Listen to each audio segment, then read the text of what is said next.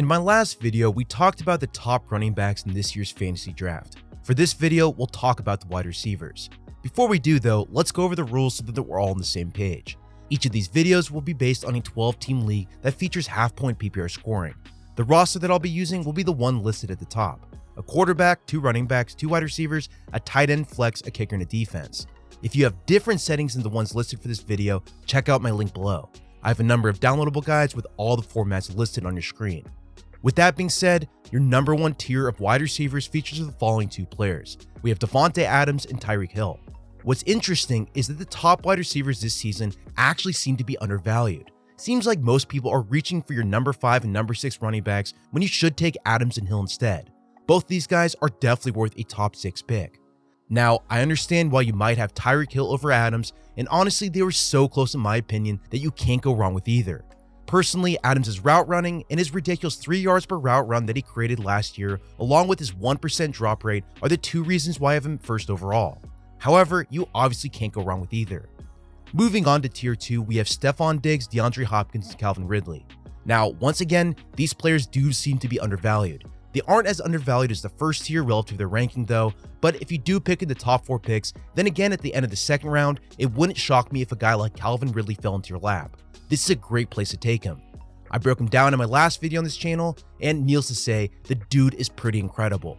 I love how he stems his routes and accelerates out of his breaks. He's an elite receiver, and you'll continue playing at a high level even with Julio Jones not on his team. For tier 3, you get less value than you did in your first 2 tiers. In this one, you have a couple of second and third year players along with a guy like Keenan Allen. Allen is incredibly consistent, and I fully expect him to put up another 1,200 yards this season. Out of these other 3 players, I'm honestly a little bit concerned for AJ Brown and his upside. Having Julio Jones on his team might open him up, but Ryan Tannehill doesn't exactly throw for as many yards as you want in order to fully feed 2 receivers. Yes, both Corey Davis and Jonnu Smith are gone, but again, having Jones and running the ball with Derrick Henry does present its own challenges. He's probably the only guy on the screen that I'm a little bit worried about, but again, not enough to lower him past tier 3. Regardless, let's move on and talk about tier 4. There's actually a good amount of value in this tier. We're talking late 3rd into the 4th round, where you have guys like Amari Cooper, Robert Woods, and Tyler Lockett. All 3 of these guys seem to be falling a full round lower than I expect. If I was going to build my team, I would definitely save a 4th rounder in order to catch one of these players. Seems like this is a good place for a very talented wide receiver too. Now, tier 5, we have the exact opposite problem. On the screen, we have 3 players who I don't think their upside warrants their current draft position. CeeDee Lamb, Julio Jones, and Chris Godwin are all pretty overvalued. Again, it's nothing against these players, and each offers something very valuable to their respective teams, but I just worry about their relative upside. Whether it be multiple wide receivers on the team, or simply not having a quarterback that throws for a ton of yards, they're all just competing against a variety of obstacles.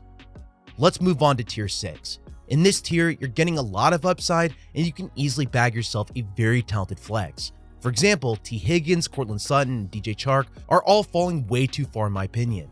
If you're playing in an auction format, I would strongly consider grabbing at least 2 of these players and having the most ridiculous bench in your entire league. Honestly, any of these guys could overproduce relative to their draft position. For example, Brandon Ayuk has a ton of upside, and I'd easily spend a 6th round pick. Reportedly, Kyle Shanahan loves him, and he's the type of talented player that could break out this coming year. Finally, let's talk about tier 7. Again, just like in the last screen, I see a lot of players that I have no problem taking a flyer. If you're hurting for depth in auction, or you need a later round wide receiver to rotate in as a matchup type player, look no further than this tier here. I'm really hoping that Big Ben is officially back, and that Juju will finally live up to the hype in the video I created on him just a few seasons ago. Now, generally speaking, the wide receiver position has a ton of upside this season. If you're picking at the end of the first round, go ahead and grab one of those tier 1 or early tier 2 players that falls into your lap.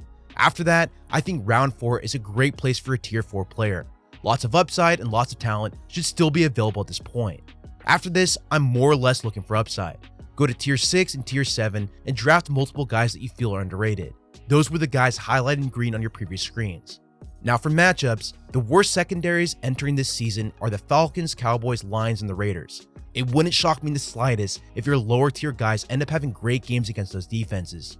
Feel free to mix and match, and I think this should generally point you in the right direction. In my next video, I'll go over my favorite tight ends, and we'll look at who I think you should take. Again, these rankings are all available in Excel on my Patreon. Also, do me a favor and like and subscribe to this channel below, as well as follow me on Twitter at Samuel R. Gold.